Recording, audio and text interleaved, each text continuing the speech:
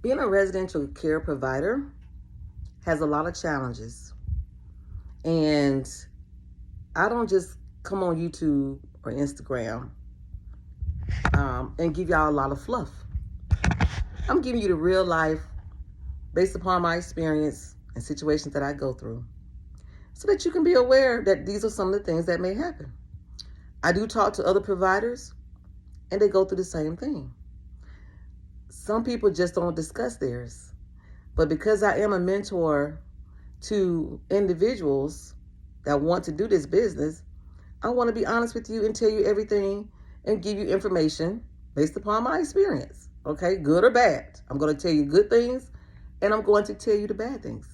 So, when you are dealing with this type of business, there's a lot of different types of clients. You need to know who your clientele is going to be. Just like anything else that you're doing, when you're selling merchandise, you need to know who your clientele is. You need to know who you are going to target. So, I'm saying that to say this. You have individuals that's developmentally disabled. That's a younger generation. They're over the age of 21 when they're in a group home, a community living arrangement home in the state of Georgia. So those individuals are through the developmentally disabled and behavioral health, mental health departments, okay? Some of them are on waivers, which is called the NOW and the COMP waiver. You need to know the difference between those two waivers. That's why I tell you guys, do your research because it's a lot of information. There's a lot of different types of residents, and you need to know which ones you want to target, okay? Community living arrangement are homes that provide care for individuals with developmentally disabled. They were developmentally disabled before the age of 21.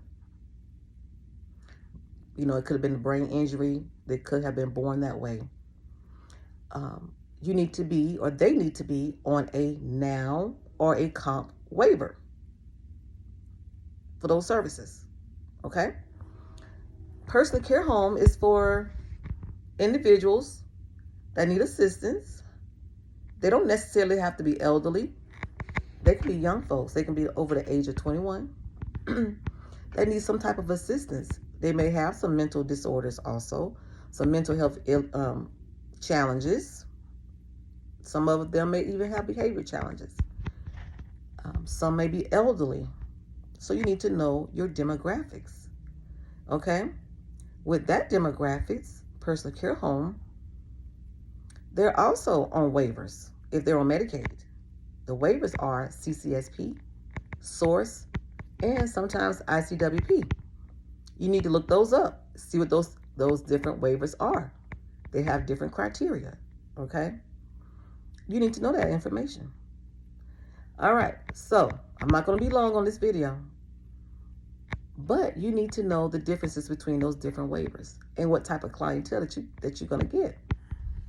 All right, so now, when you have elderly individuals, and I'm giving you information again, guys, based upon my experience, all right?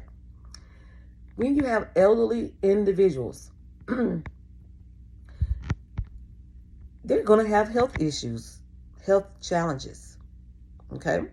When you do your assessment, make sure you get all the information that you can possibly get on your potential resident, all right? I have a form that I like to have to fill out when I go and do an assessment on an individual, all right? You need to know their medical history if possible, the mental history, medical and mental history, medical and mental diagnosis. You need to find out about their toileting habits, their ambulatory or non-ambulatory, if they're total care. Now, also, there's hospice. There's hospice care, palliative care. You need to know the differences about those. Okay, so you may have an individual that come to you and they're not on hospice. If you're not a nurse, just my suggestion, if you are not a nurse, or if you do not have a nurse on your staff or a CNA, my suggestion is do not take those individuals Because with those individuals come a lot of work that you may not be prepared for or may not know about. I'm at 5 minutes, guys.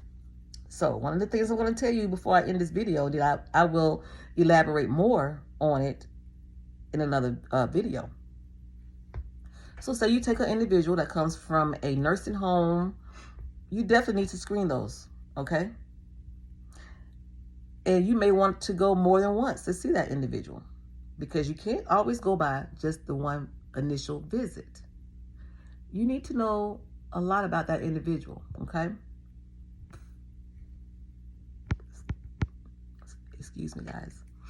You need to know a lot about that individual, all right? First of all, can you handle that person? A lot of times, people that come from these nursing homes, they have a lot of issues, okay?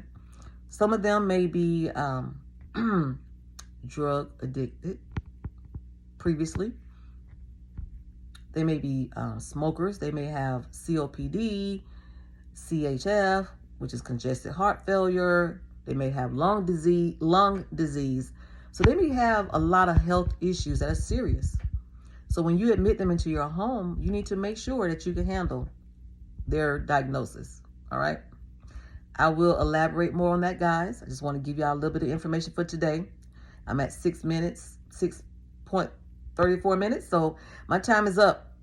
Keep watch for more videos, because I will definitely elaborate on more about people's diagnosis when they're being admitted into a personal care home.